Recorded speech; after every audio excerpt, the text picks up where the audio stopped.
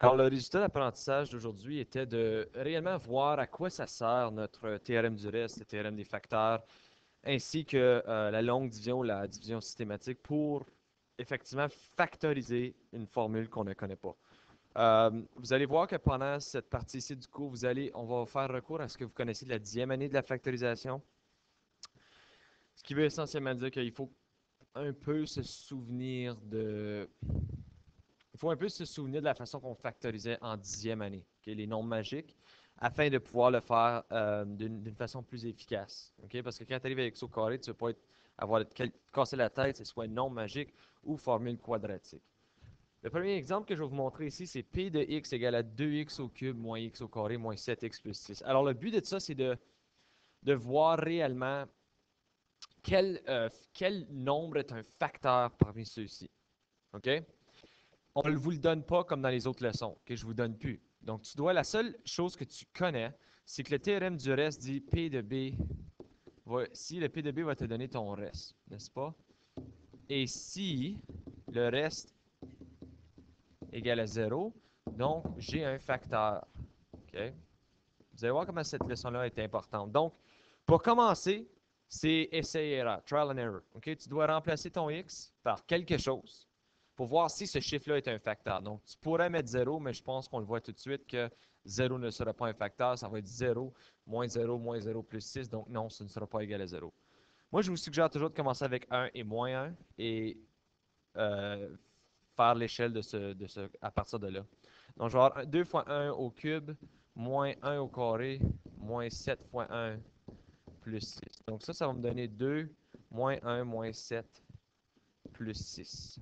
Donc, 2 moins 1 moins 7. OK, donc je regarde 2 moins 1, c'est 1.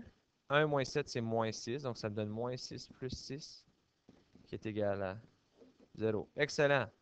Donc, là, je vais mettre des points d'interrogation, des points d'exclamation parce que je suis super excité, comme vous pouvez entendre par le ton de ma voix. J'ai trouvé un facteur. Ce qui veut dire que tu dois l'indiquer comme ceci. X moins 1 est un facteur.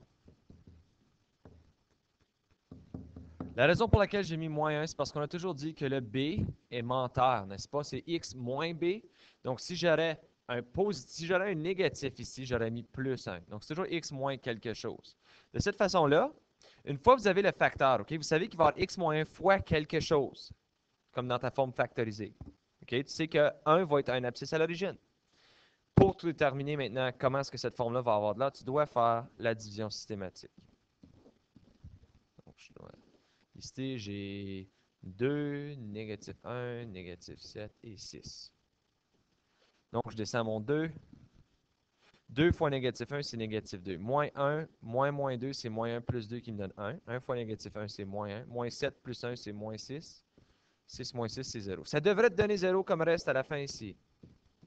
Parce qu'on l'a déjà déterminé selon le théorème du reste là. Donc, ça devrait te donner 0. Ce qui veut dire que l'équation que j'ai ici, 2x au cube moins x au carré moins 7x plus 6 est égale à... Commencez par mettre votre version que vous avez déjà déterminée. Ça, c'est la forme factorisée. X moins 1 fois, et là, maintenant, mettez ce qui reste. 2x. J'avais un x à la 3, donc je vais avoir un x à la 2, plus x moins 6. OK. Donc, maintenant, qu'est-ce que je peux faire avec ceci? J'ai besoin maintenant de factoriser cela. Ce qui reste maintenant pour l'avoir sous sa forme complètement factorisée. Pour ça, je vais essayer premièrement, mon Dieu, je vais essayer les nombres magiques, OK? Je ne sais pas comment est-ce que vous l'aviez appris dans le passé. Voici la façon que moi je l'enseignais. OK? Si vous l'enseignez différemment, c'est de vos affaires. Ce que je veux vous mettre, c'est le A. OK? Le 2, il ne changera pas. Et ton moins 6, il ne changera pas. Ce que tu vas changer, par contre, c'est que 2 fois négatif 6, c'est négatif 12. Et je sais que j'avais 1 ici. OK. Je dois trouver quels deux chiffres, si je les multiplie, vont me donner négatif 12, si je les additionne, vont me donner positif 1, pour que j'ai split up, si vous permettez l'anglicisme, pour que je puisse les séparer en bas ici. Donc, négatif 12, je sais que 4 fois négatif 3, c'est égal à négatif 12, et 4 moins 3, c'est égal à 1. Donc, yay, j'ai trouvé quelque chose. Je peux donc écrire 4 et négatif 3 ici. OK? Tu réécris cela. Donc, ça va te donner x moins 1 fois 2x au carré plus 4x moins 3x moins 6. OK, est-ce que j'ai changé quelque chose quand j'ai été d'ici à là? Pas nécessairement. OK?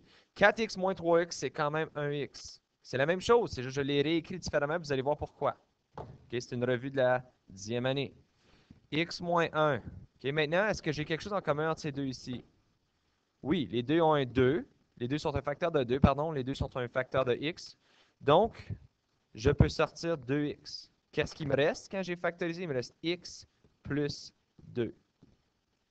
Entre ces deux ici, ils ont un facteur commun de négatif 3, mais that's tout. C'est tout. Ce qui veut dire qu'il me reste x plus 2. That's tout.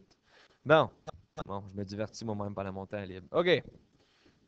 Ce que je peux faire avec ceci, il me reste x moins 1. Est-ce que ceci et cela ont maintenant quelque chose en commun? Oui, les deux sont un multiple de x plus 2, donc je peux factoriser x plus 2.